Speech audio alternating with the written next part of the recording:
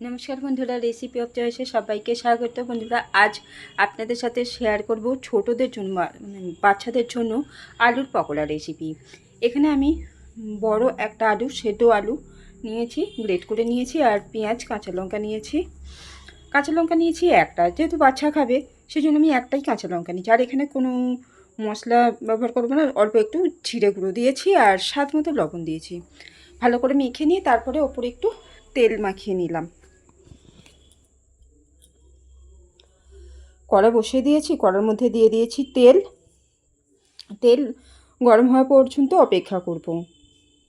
আর এদিকে আমি ছোট ছোট লেচি কেটে নিয়েছি।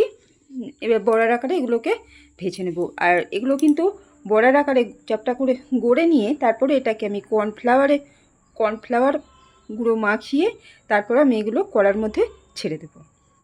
গরম তেলের মধ্যে এগুলোকে ভেজে নেব। তেল ভালোভাবে গরম হয়ে গেছে, এবার আমি এগুলো কর্নফ্লাওয়ার মাখিয়ে একটা একটা করে তেলের মধ্যে দিয়ে দেব। এইভাবে কিন্তু আপনিও আপনার বাচ্চার জন্য তৈরি করে নিতে পারেন মুচমুচে আলুর পকোড়া রেসিপি।